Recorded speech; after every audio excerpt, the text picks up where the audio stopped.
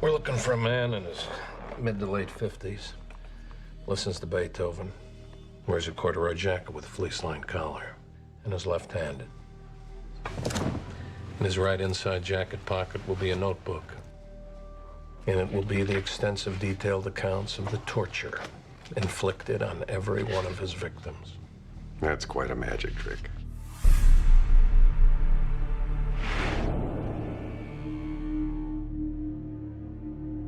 It's almost like magic, what they do. That they can tell you things that you think there's no possible way they could know that, but then when they explain to you why it is that they know it, it makes perfect sense. This unsub is male. He lives alone. He's possibly self-employed. We always say that profiling to a degree is a parlor trick. At the end, we catch someone who said like, oh, see, I told you they'd be left-handed and their mom would have red hair. We are not psychics. We do not look at a photograph and suddenly have this vision as to what the offender is like. It's a careful analysis of the behavior at that scene. Behavioral science consists of a study of the behavior of people.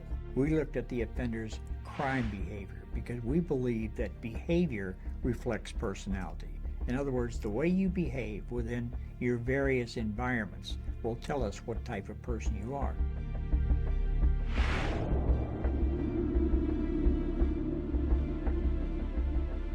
I have watched Criminal Minds. I was struck by the reality, by how close to reality this particular show was. I always, stress every department to do their research so everyone knows something about the story we're telling. Because oftentimes people can say, well, I read this is pretty cool, and then we incorporate that into a story. We bring it to the writers and say, what if, have you heard this? And that just makes it a little more interesting. I've looked up things ranging from how to make a bomb to how to make anthrax, which you can't find on the internet, by the way. I've tried. Psychologically, I think our show is very, very, very real. We may take liberties sometimes in the areas of forensics or the areas of computer science, areas where they're really just bits and pieces that are there to propel the story, the real psychological story underneath. But the psychology of it, we keep it as real as possible, because that's what our show's about. If I don't believe it can happen in some way, shape, or form, we don't do it. That's, I think, one of the things people respond to is the knowledge that as wacky as we get, or as unbelievably graphic as we get, it's actually worse in the real world.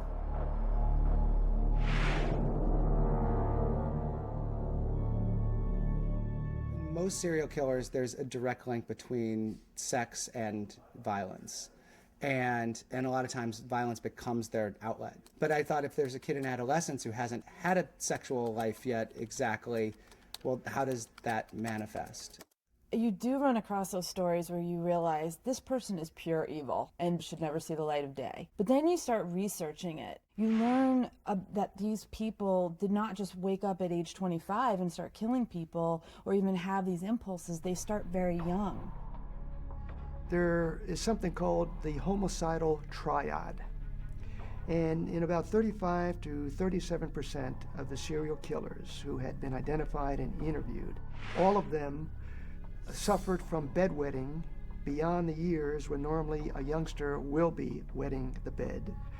We found that they also participated in what we call nuisance arsons, starting fires in garbage cans and dumpsters and things of this nature. And the third area would be torturing of small animals, this triad. So I don't wet the bed or start fires. I killed a bird once. I know that's on the list. It's one of the signs. Typically, in serial cases involving sexual behavior, fantasy plays a very big and important part. It forms the basis of why they're committing these crimes. They think about it, they fantasize about it, they spend time, it reinforces their arousal patterns. It actually helps them justify their own behavior. Now, many times, these individuals will never cross the line and commit an act of pervasive horror. They will be able to buy magazines or videotapes which will depict this type of behavior, and for them, that's as far as they will go. But with others, if this no longer satisfies their feelings or their fantasies, they may then go with a prostitute and have them fulfill some of his sadistic fantasies.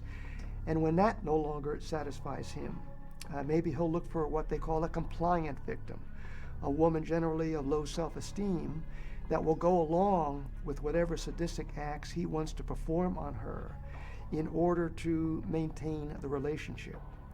And then finally, if that doesn't satisfy him, then they go out and start hunting for unwilling victims to fulfill these fantasies.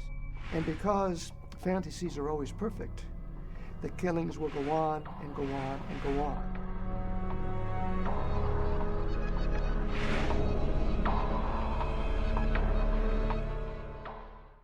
The offenders share a common delusion. It's one that you and I would never accept, but it's this bond that justifies their actions. So we're looking for two sick minds who complete each other. It's kind of like the perfect storm.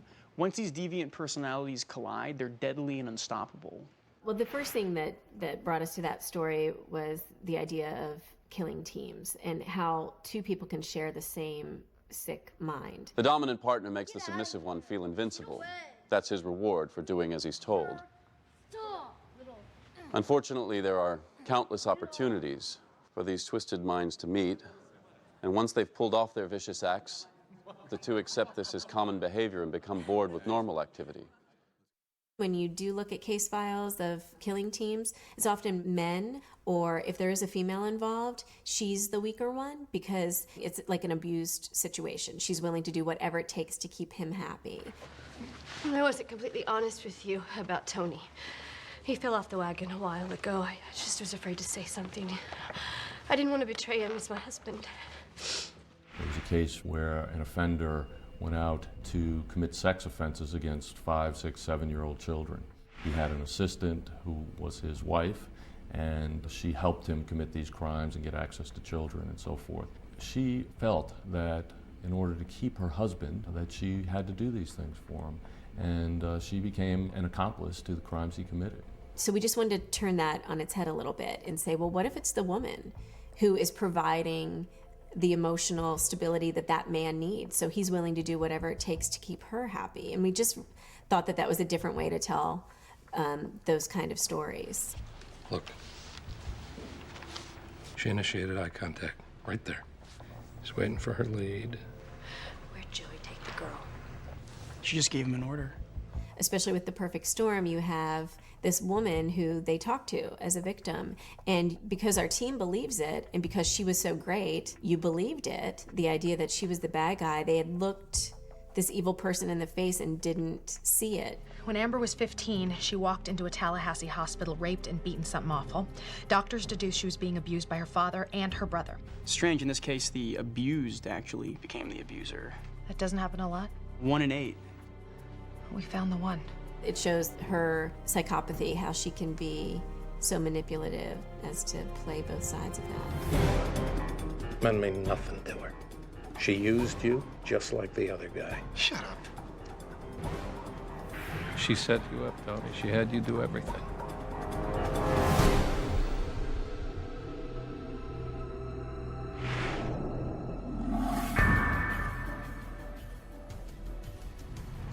Dear boss, by now I have rid the world of one more. So many men, so little time. They make it so easy I just can't help myself. Yours truly. Man, by his very nature, seems to be more of a warrior. It's a rarity to find a female serial killer. That's the kind of thing we try to be real about. We're not going to show you 9 out of 10 episodes where there are women serial killers, because that's not the reality of it. So often with male serial killers, there's a sexual component to it. And most of the time with the female serial killers, it's more a revenge type of crime. Okay, what do we know about female serial killers? Basically, you have two types.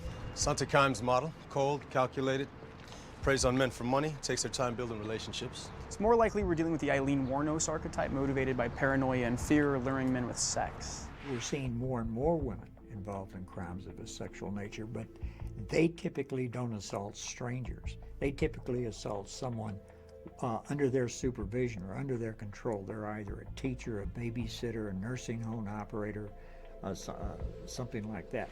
So many men, so little time. So she's on a quest to wipe out the race. Or the father who molested her? Some people think Jack the Ripper mutilated women after his mother sexually abused him for years. That is where we were inspired by what made this woman tick. Why did she go out and kill these men? It was really the base of fear that this would continue to happen to her if she didn't do something about it.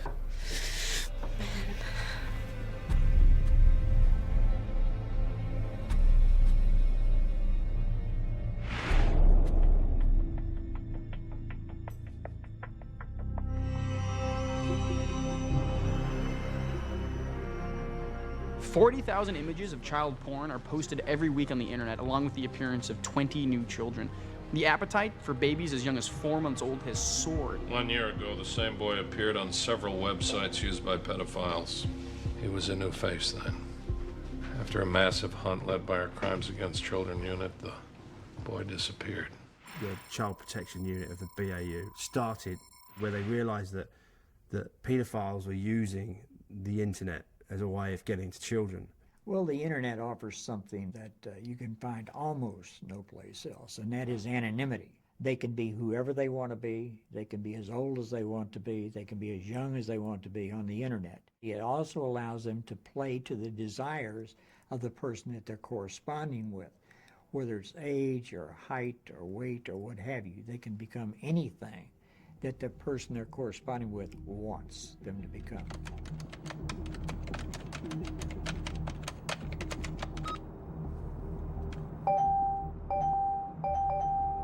That's the sound of pedophiles looking to hook up with a 12-year-old girl named Susie. Paedophiles were able to create these circles where they had encrypted pornographic material that they were streaming outside of the US from countries that didn't care. So we have no jurisdiction on those countries because the internet's free of all that. What about the site itself? Can't we just track its origin? It's routed through a proxy server in Belarus. Even if that government was friendly, Peter'd be gone by the time we finished the paperwork. And I know that of the 18, 20 million people who watch the show, a massive proportion of them will have children. And I just wanted them, as a parent myself, to know that this is what can happen. They often trawl around residential neighborhoods, hijacking home wireless systems, then communicating with children, often outside the very house the child is in. They're getting smarter and smarter, and all the security in the world can't stop them from coming through our doors. One of the best tools that law enforcement has to combat this type of behavior is to play the role of a child on the internet, or to play the role of an adult woman who's interested in this type of behavior. Instant message hugs, VN-HO. Very nice. How old? There are thousands of located porno sites of children, and there are hundreds and hundreds of these officers who sit there and filter all of this pornographic material of children, and they look at images of the very worst kind of child porn you could possibly imagine. The technology, especially imagery, is important. Anything where you have imagery, where you can capture something, you know, absolutely is profilable. Wait a minute. That's a tadpole shirt. It's a tadpole shirt. It's a wilderness group. Is that numbers on his sleeve? In real cases, they used the image that the paedophile was using. They framed in, they enlarged a segment of it, and they saw a badge, and they realised that that badge belonged to a group, and they figured out where it was real quick.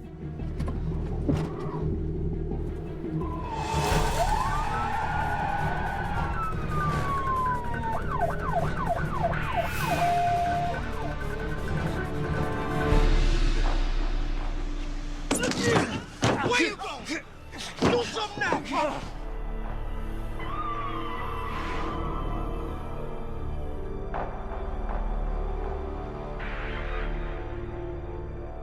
You're really gonna put a show on for these guys? No, not for them. For Jindalan. What we try to do is do at least one episode every season that involves all of the things that the BAU actually does. And the Behavioral Analysis Unit actually went to Gitmo and interviewed suspects down there. The name of the episode is Lessons Learned. And it's about the lessons we learned since 9/11 from our interactions with terrorist groups. It's also about the lessons they learned and how we have to counteract those. You don't consider yourself Egyptian as well as Muslim? Egyptian. In 2 minutes, you know more about me than those thugs found out in 2 months. We use a rapport-based interrogation technique. If somebody who's a terrorist, they've been trained and hardened in terrorist training camps to expect torture and very bad treatment.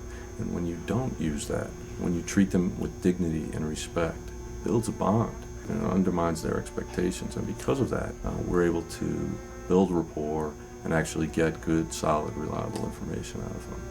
And I think that's the best way to do it. It appears that there will be no peaceful resolution to our difficulties after all. I haven't given up that hope. There are 1 billion Muslims in the world. So somebody's got to sit down and listen. And my basic philosophy is that while the bombs are falling everywhere, no matter who in your family is destroyed, brother, sister, mother, father, loved one, you must stay at that table. You must continue the dialogue. And the moment you stop discussing ideas with each other, you have eradicated hope. And I felt that that episode was one of the most hopeful possibilities. I pray that it had some little effect, even in a television drama. What do you really want from me? I want to understand you. One thing that we get to do, which is what the BAU doesn't get to do, is tell 18 million people this is what will help. In the search to understand us, you, me, why we do what we do, we only help to inform people later on in life. They're the things you can do to stop creating people that are going to go and kill people for enjoyment and pleasure and all the rest of it. I do think that that's why people watch and love this show, because you open up the newspaper, you turn the news on, and there's always something horrific, and we're always saying why, and at least at the end of the day, you know, we're trying to answer a little bit of that. In Judaism, the Torah says, save one life, you save the world. I love that.